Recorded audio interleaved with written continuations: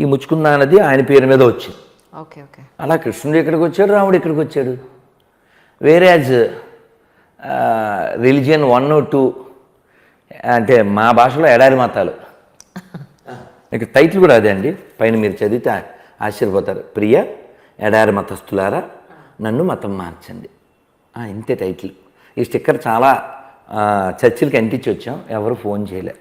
అది కాక ఉట్టినే కాదు, మేము కింద 90 lakhs ఇస్తామని, అంటే ఇక్కడ 75 ఉంది వడ్డీతో 90 lakhs ఇస్తామన్నా కానీ 90 MLAs పడుకుంటున్నారు, ఎవడో రావట్లే.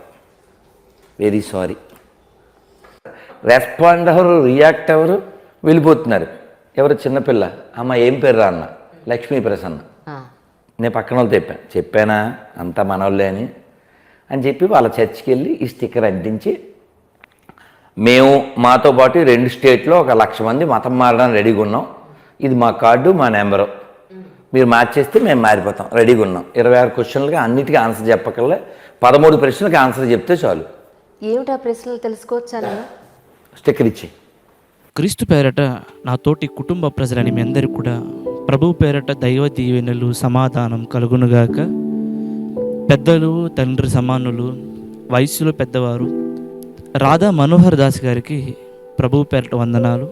మీ వృద్ధ కాలంలో దేవుడు మంచి ఆయుష్ని, మంచి ఆరోగ్యాన్ని ఇచ్చి ఇంకానూ మిమ్మల్ని బలపరచాలని నేను కోరుకుంటున్నాను. మీ వయస్సును, మీ అనుభవాన్ని నేను గౌరవిస్తున్నాను, మిమ్మల్ని ప్రేమిస్తున్నాను. ఎందుకంటే బైబిల్ నిన్ను వలి నీ పొరుగువారిని ప్రేమించమని చెప్పింది. కాబట్టి ఏ కులము వారైనా, ఏ మతము వారైనా, క్రీస్తునందు హైందవులు, ముస్లిమ్స్, అలా ప్రతి మతస్థులు కూడా నా అన్నదమ్ములే, నా కుటుంబ సభ్యులే అనే భావనతో నేను మెలగడానికి బైబిల్ అనేది ఒక కారణమైంది. అయితే రాధా మనోహర్ దాస్ గారు సిగ్నేచర్ స్టూడియోలో ఇంటర్వ్యూ చేస్తూ అందులో ఒక పాంప్లెట్ మీరు చూపించారు. ఏంటంటే, ఎడారి మతస్థులారా నన్ను మతం మార్చండి అని అంటూ హెడ్లైన్తో 26 క్వశ్చన్స్ మీరు రాయడం అనేది జరిగింది. ఆ 26 క్వశ్చన్లకు సమాధానం చెప్తే 90 లక్షల రూపాయలు నేను ఇస్తాను, తర్వాత 2 తెలుగు రాష్ట్రాల్లో 1,00,000 మందిని క్రైస్తవులుగా మారుస్తానని ఆ సిగ్నేచర్ స్టూడియో సమక్షంలో మీరు పబ్లిక్గా చెప్పడం జరిగింది. నేను అది చూసినప్పుడు ఏంటబ్బా 26 ప్రశ్నలు అని ఒక సహోదరుని అడిగి వాటిని తీసుకున్నప్పుడు నిజంగా నాకు కొంత హాస్యాస్పదంగా అనిపించింది. ఎందుకంటే ఆ 26 క్వశ్చన్స్ కూడా చాలా సిల్లీగా ఉన్నాయి.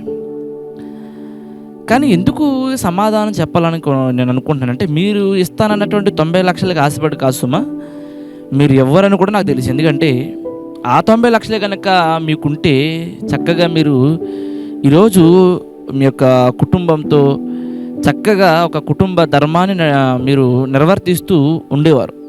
కానీ ఆ 90 లక్షలకు ఆశపడి కాదు, కానీ 2 రాష్ట్రాల్లో 1,00,000 మందిని క్రైస్తవులుగా మారుస్తున్నారు చూసారా, అది కొంచెం సంతోషదాయకంగా ఉంది. నిజంగా అలా చేయగలిగితే చాలా సంతోషిస్తాం కూడా. తర్వాత మీరు మీకు సమాధానం చెప్తే వింటారనేటువంటి అభిప్రాయం అయితే మటుకి నాకైతే లేదు. ఎందుకంటే గతంలో కూడా ఒకానొక సందర్భంలో మీకు కౌంటర్ ఇస్తే చాలా ఉన్నతంగా, చాలా సౌమ్యంగా ఒక అద్భుతమైనటువంటి వివరణ మీరు ఇస్తే దానికి మీరు పెట్టిన కామెంట్ ఏంటంటే, మీ హైందవ గ్రంథాలు అంటున్నావేంటి బాబు, నీవు హైందవుడు దేశంలో పుట్టలేదని మీరు కామెంట్ పెట్టారు. అంటే మీకున్నటువంటి ఒక స్వభావం ఏంటంటే, మీరు మాట్లాడేదే తప్ప ఎదుటివారు చెప్పినటువంటి ఆలోచనను మీరు వినరు, మార్చుకోరు. ఎన్నిసార్లు చెప్పినా కూడా మరలా అదే ప్రశ్నలు అడుగుతుంటారు. నేనేమంటానంటే, ఈ 26 ప్రశ్నలకు నేను సమాధానం ఇస్తాను.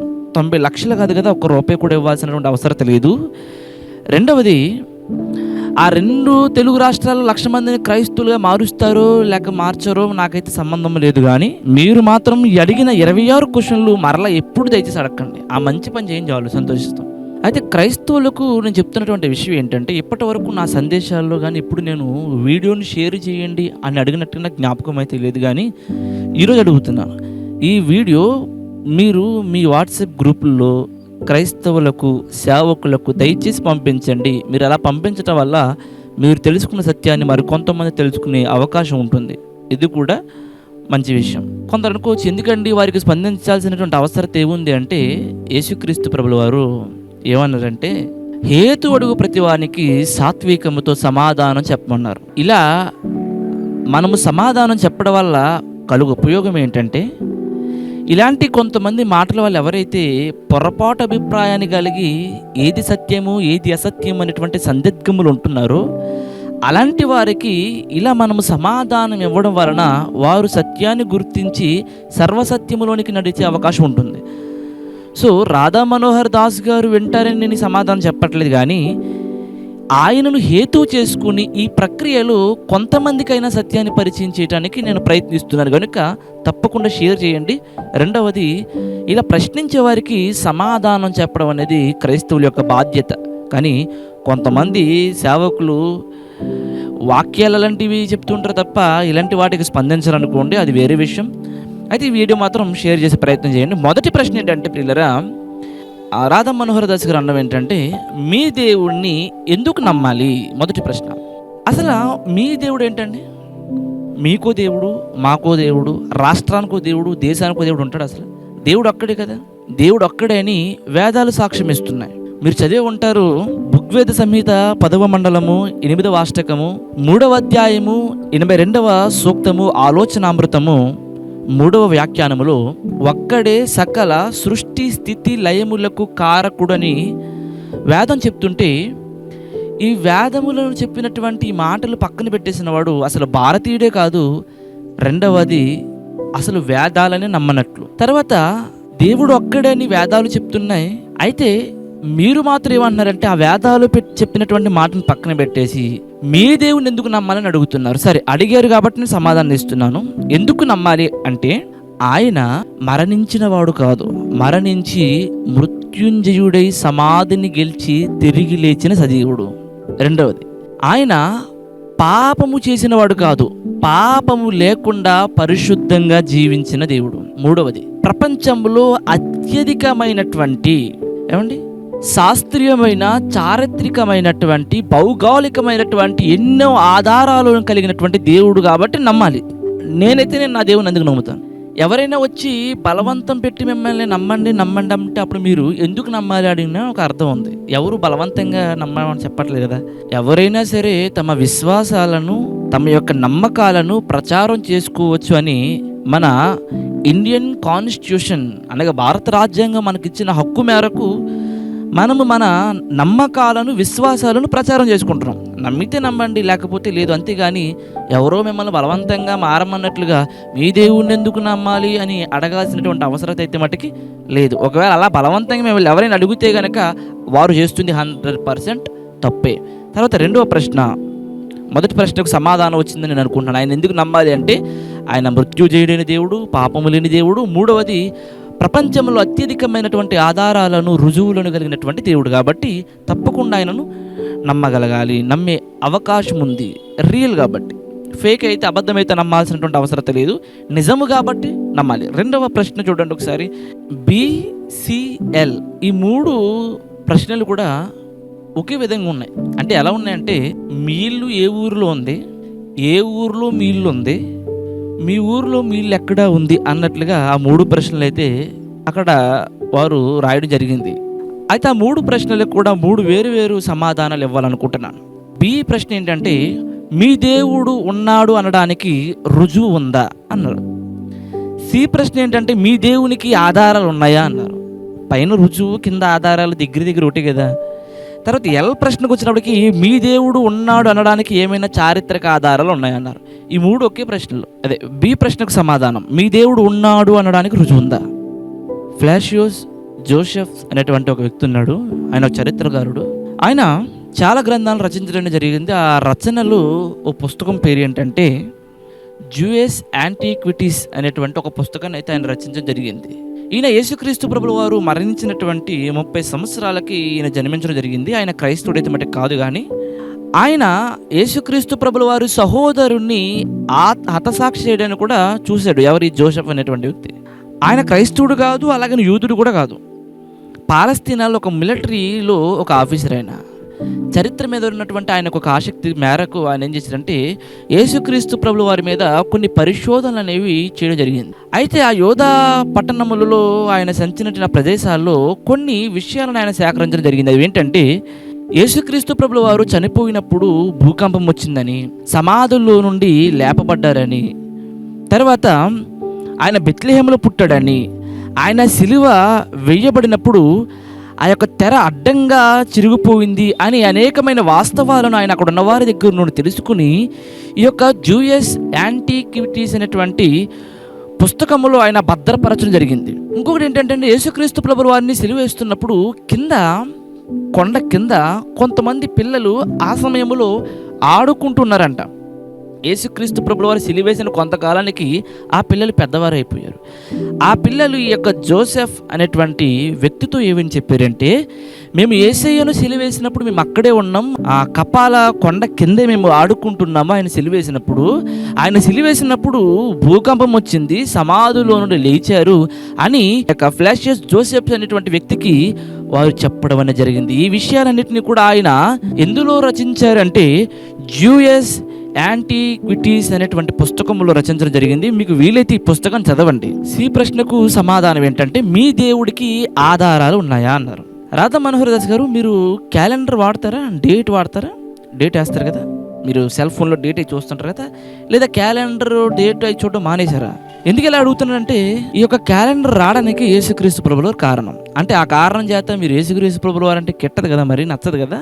ఆ కారణం చేత ఏమైనా క్యాలెండర్ వాడడం మానేశారేమో, ఈ డేట్లు అయ్యి చెప్పడము పిలవడం మానేశారేమో అనేది నా అభిప్రాయం. క్యాలెండర్ను ఎలా తయారు చేశారంటే, క్యాలెండర్ అనేది ఎప్పుడు ప్రారంభమైందంటే యేసుక్రీస్తు ప్రభుల వారు పుట్టిన తర్వాతే ఈ క్యాలెండర్ అనేది రావడం జరిగింది. ఏమంటే ఎంతోమంది గొప్ప గొప్ప వారు ఉన్నప్పుడు ఈ క్రీస్తు శకము క్రీస్తు పూర్వానికి మధ్య యేసుక్రీస్తు ప్రభుల వారిని పెట్టడానికి గల కారణం ఏంటంటే, ఏమైనా సైంటిస్టులకు ఏమైనా బుర్ర బుద్ధి లేదంటారా? వారికి ఏమైనా జ్ఞానం లేక యేసుక్రీస్తు ప్రభుల వారిని మధ్యవర్తిగా కాలానికి నిలబెట్టారంటారా? ఏమండి, లేకపోతే ఆ వారికంటే మీరు ఏమైనా తెలివైన వారు అంటారా? చూడండి, ఆ యొక్క యేసుక్రీస్తు ప్రభుల వారు పుట్టిన తర్వాతే క్యాలెండర్ అనేది వచ్చింది. మరి ఎంతో మంది ఉన్నప్పుడు మరి యేసుక్రీస్తు ప్రభుల వారి దగ్గర నుండి మరి క్యాలెండర్ అనేది ఎందుకు రావాలి అంటే, ఆయన నిజంగా పుట్టాడు. ఆ విషయం మీకు నమ్మశక్యంగా ఉండకపోవచ్చేమో కానీ శాస్త్రజ్ఞులకు నమ్మశక్యమైనది. అందుకే BC AC, after Christ and before Christ, క్రీస్తు శకము క్రీస్తు పూర్వము అనేవి వాడుతున్నాం. ఈ రోజుకి మీరు క్యాలెండర్ వాడుతున్నారంటే దానికి గల కారణం యేసుక్రీస్తు ప్రభుల వారు పుట్టారు కాబట్టి. సో ఈ ప్రశ్నకు కూడా సమాధానం వచ్చిందని నేను అనుకుంటున్నాను. తర్వాత దీనికి రిలేటెడ్ ప్రశ్న, మీ దేవుడు ఉన్నాడు అనడానికి ఏమైనా చారిత్రక ఆధారాలు ఉన్నాయా? యెరూషలేములో యేసుక్రీస్తు ప్రభుల వారు పుట్టినటువంటి ప్రదేశము, ఆయన తిరిగినటువంటి ప్రాంతాలు, ఆయన సమాధి చేసినటువంటి ఆ ప్రదేశాలు, తర్వాత ఆయన బాప్తిస్మం తీసుకున్నటువంటి ఆ ప్రదేశము కూడా ఇప్పటికీ ఉంది. నేను అదే చెప్పిన ముందు, యేసుక్రీస్తు ప్రభుల వారికి శాస్త్రీయమైనటువంటి చారిత్రకమైనటువంటి అలాగే భౌగోళికమైనటువంటి ఎన్నో ఆధారాలు ఉన్నాయనేటువంటి విషయాన్ని నేను ముందుగానే మీకు చెప్పడం జరిగింది. అయితే యేసుక్రీస్తు ప్రభుల వారు పుట్టిన, తిరిగిన, చనిపోయిన, బాప్తిస్మము తీసుకున్న, సిలువ వేయబడినటువంటి ఆ ప్రదేశాలు ఎప్పటికి కూడా యెరూషలేములో ఉన్నాయి. ఎప్పుడైనా వీలు చూసుకుని 1,50,000 మీది కాదనుకుంటే ఒకసారి వెళ్ళి ఆ యెరూషలేమును మీరు సందర్శిస్తే కనుక మీకు ఎన్ని చారిత్రకమైనటువంటి ఆధారాలు కావాలో అన్ని చారిత్రకమైనటువంటి ఆధారాలు మీరు అక్కడ చూడడం అనేది జరుగుతుంది. తర్వాత 4 ప్రశ్నలకైతే సమాధానం ఇచ్చాను అని నేను అభిప్రాయపడుతున్నాను. తర్వాత 5వ ప్రశ్న ఏంటంటే అండి, మీ దేవుడు పుట్టినరోజు గురించి మీ పుస్తకాల్లో ఉందా అన్నారు. ఈ ప్రశ్నలో మిస్టేక్ ఉంది కొంచెం. ఏంటి ఆ మిస్టేక్ అంటే అండి, బహుశా మీ ఉద్దేశము మీ దేవుడు 25న పుట్టాడని గనుక మీ గ్రంథంలో ఉందా అనేది మీ అభిప్రాయం అయి ఉండొచ్చు. కానీ మీరు అక్కడ ఏమన్నారంటే, మీ దేవుడు పుట్టినరోజు గురించి మీ బైబిల్లో ఉందా అన్నారు. ఎందుకు లేదండి రాధా మనోహర్ దాస్ గారు, మీకు ఎంతో కొంత జ్ఞానం ఉంది కదా బైబిల్ మీద. ఇలాంటి మరీ చిన్న పిల్లలు ప్రశ్నలు అడిగితే అదంతా చెప్పడానికి కూడా హాస్యాస్పదంగా ఉంది. ఎందుకు లేదు చూడండి ఒకసారి, మత్తయి సువార్త 1వ అధ్యాయము 16వ వచనం. యాకోబు మరియ భర్త అయిన యోసేపుని కనెను, ఆమె యందు క్రీస్తు అనబడిన యేసు పుట్టాను. ఎంత క్లియర్గా యేసుక్రీస్తు ప్రభుల వారు పుట్టారని ఉంటే, మీ బైబిల్లో మీ గ్రంథంలో యేసుక్రీస్తు ప్రభుల వారు పుట్టారు అని ఉందా అని అడగడం ఏమైనా న్యాయం అంటారా అంటే నేనేమనుకున్నానంటే ఈ 26 ప్రశ్నలు అడగాలి, ఏదో అడిగారు అన్నట్టుగా మీరు అడిగారు తప్ప అసలు ఆ 26 ప్రశ్నల్లో ఒక్కటి కూడా నాకు పెద్ద గొప్పగా ఘనమైనదిగా నిలబడే ప్రశ్నగా నాకేం అనిపించలేదు. సో దీనికి కూడా మీకు సమాధానం వచ్చిందని నేను అభిప్రాయపడుతున్నాను. మీరు ఏమడిగారంటే యేసుక్రీస్తు ప్రభుల వారు పుట్టారని మీ బైబిల్లో ఉందా అన్నారు. మత్తయి సువార్త 1:16లో ఆమె యందు క్రీస్తు అనబడిన యేసు పుట్టెనని ఉంది. బహుశా మీ అభిప్రాయం యేసుక్రీస్తు ప్రభుల వారు 25న పుట్టారని కనుక మీ గ్రంథంలో ఉందా, అదే మీ అభిప్రాయం అయితే గనక మనిషి పుట్టాడు అని డేటును బట్టి నిర్ధారిస్తానంటే అది అంత కరెక్ట్ కాదు. ఎందుకంటే మీ పితరులు, మీ పూర్వీకులు కానీ, ఇటు మా పూర్వీకులు కానీ, మా పితరులు కానీ కాలములో వారికి డేట్ ఆఫ్ బర్త్ సర్టిఫికెట్ లేవు. అంత మాత్రాన వారు పుట్టలేదంటే అది న్యాయం అంటారా? డేటు లేనంత మాత్రాన పుట్టనట్టు కాదు. పుట్టిన తర్వాత మాత్రమే డేట్ అనేది నిర్ధారించడం జరుగుతుంది. ఆకాశం ఉంది, భూమి ఉంది, సూర్యుడు, చంద్రుడు, నక్షత్రాలు, సముద్రాలు, గాలి ఇవన్నీ ఉన్నాయి కదా. మరి వీటన్నిటికి డేట్ ఆఫ్ బర్త్ సర్టిఫికెట్లు ఉన్నాయా? వాటన్నిటికి డేట్లు ఉన్నాయా? మరి లేకపోయినా నమ్ముతున్నాం కదా. కానీ మీరేమంటారంటే యేసుక్రీస్తు ప్రభువు దగ్గరికి వచ్చినప్పటికీ ఆయన పుట్టిన తేదీ ఉండాలంటారు. ఆ ఆలోచన కొంచెం మార్చుకోండి. అది మీ అనుభవానికి, మీ వయసుకు తగ్గినటువంటి ప్రశ్న మట్టికి కాదు అనేది నా అభిప్రాయం. ఈ ప్రశ్నకు కూడా ఇప్పుడు నేను సమాధానం చెప్తున్నాను.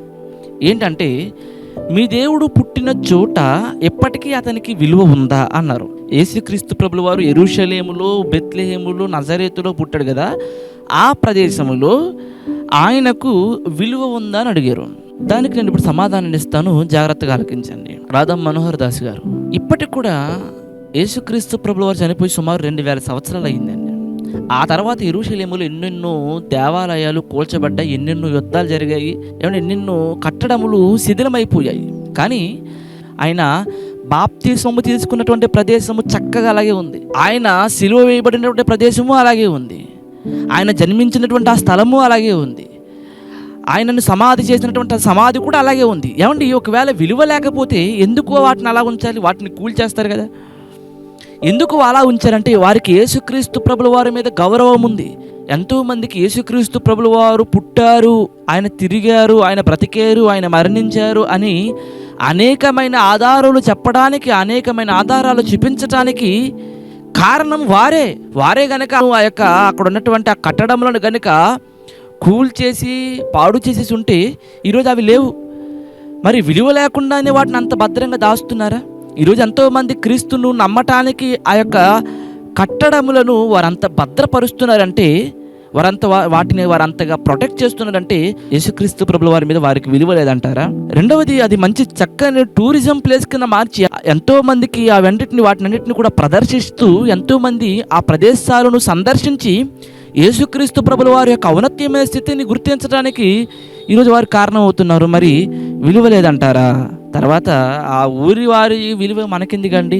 ప్రపంచమే ఆయనను కొనియాడుతుంది, ప్రపంచమే ఆయనకు విలువ ఇచ్చింది. ప్రపంచంలో ఆయన గొప్పవాడని 2 కంప్యూటర్ శాస్త్రవేత్తలు చెప్పడం జరిగింది. తర్వాత మన మహనీయులు అనబడుతున్నటువంటి ఒక స్వామి వివేకానంద కావచ్చు, తర్వాత మహాత్మా గాంధీ గారు కావచ్చు, ఇలా ఎందరో ప్రముఖులు ఆయనను కొనియాడి స్వామి వివేకానంద ఏమన్నారండి? నేను గనక యేసుక్రీస్తు ప్రభుల వారి కాలంలో గనక పుట్టి ఉంటే నా గుండెలో ప్రవహించే రక్తముతో నేను యేసుక్రీస్తు పాదాలను కడిగేవాడిని అని అన్నది. మరి అలాంటి వారు ఆయనకు ఫాలోవర్స్ ఉంటే అక్కడెక్కడో విలువ ఉందా, ఎక్కడెక్కడో విలువ ఉందా అంటే ప్రపంచంలోని విలువ ఉందా నేను అంటాను. ఎందుకంటే ప్రపంచంలోని సుమారు యేసుక్రీస్తు ప్రభుల వారిని 2 బిలియన్స్ పీపుల్ అనుసరిస్తున్నారు. అంటే ప్రపంచంలో అత్యధిక మంది యేసుక్రీస్తు ప్రభుల వారిని విశ్వసిస్తున్నారు, ఆయనకు ఫాలోవర్స్గా ఉన్నారు, ఆయనకు విలువనిస్తున్నారు. సో మీలాంటి వారికి ఆయన విలువ అర్థం కాకపోయి ఉండొచ్చు, లేదా అర్థమైనా కూడా కావాలని రెచ్చగొట్టడానికి మీరు ఇలాంటి ప్రశ్నలు కూడా అడిగి ఉండవచ్చు. అయితే నేనేమంటున్నానంటే ఇప్పటికి కూడా యెరూషలేములో ఆయన మీద విలువ ఉంది కాబట్టి ఆయన ప్రదేశాలు, ఆయనకు సంబంధించినటువంటి ఆధారాలు ఏవైతే ఉన్నాయో వాటిని వారు జాగ్రత్తగా భద్రపరుస్తున్నారు అని నేనైతే సమాధానాన్ని ఇచ్చానని నేను అభిప్రాయపడుతున్నారు. తర్వాత ప్రశ్న, భారతదేశంలో మీ దేవునికి సంబంధించిన ఆధారాలు ఉన్నాయా అన్నారు. సరే, సమాధానం ఇస్తున్నాను, జాగ్రత్తగా మనసు పెట్టి ఆలోచించండి. భారతదేశానికి సుమారు యేసుక్రీస్తు ప్రభుల వారు మరణించిన క్రీస్తు శకం 52వ సంవత్సరంలో ఆయన శిష్యుల్లో ఒకడైనటువంటి తోమ మన మద్రాస్ అనగా తమిళనాడు, చెన్నై పరిసర ప్రాంతాలకు ఆయన రావడం అనేది జరిగింది. కేరళలో ఉన్న ముజారీస్కు ఆయన వచ్చాడు. 20 సంవత్సరాలు ఆయన అక్కడ ఉన్నాడు. ఎప్పటికి కూడా చెన్నై మైలపూర్లో ఆయన సమాధి మన భారతదేశంలోనే ఉంది. సో యేసుక్రీస్తు ప్రభుల వారి శిష్యుడైనటువంటి తోమా గారు ఇక్కడికి వచ్చారంటే, మరి బైబిల్లో ఉన్న వ్యక్తి ఇక్కడికి వచ్చాడంటే, మరి బైబిల్కి సంబంధించినటువంటి ఆధారాలు మన భారతదేశంలో ఉన్నాయని అర్థం కదా. ఇప్పటికి కూడా మన చెన్నై మైల్పూర్లో ఆ యొక్క అపోస్తలుడైనటువంటి తోమా గారి సమాధి అనేది అక్కడ ఉంది. కాబట్టి మన భారతదేశంలో యేసుక్రీస్తు ప్రభుల వారికి సంబంధించినటువంటి ఆధారాలు ఉన్నాయి. తర్వాత ప్రశ్న, మీ పుస్తకములో మీ పేరు, మీ అమ్మ నాన్నగారి పేర్లు ఉన్నాయా అన్నారు. ఏమండి ఏంటండి ఈ ప్రశ్నలు అసలు? ఏమంటే కొంతైనా ఏమైనా అందులో అర్థం ఉందంటారా? పోనీలే మీరు అడిగారు కాబట్టి మీకు సమాధానం ఇస్తాను. నా పేరు, మా తల్లిదండ్రుల పేర్లు బైబిల్లో ఉన్నాయి. రెండవది, ఏమంటే ఈ భారతదేశంలో ఉన్నవారు కేవలం హైందవ మత గ్రంథాలు ఉన్న పేర్లు మాత్రమే పెట్టుకోవాలని ఏమైనా ఒక విధానం ఉందంటారా?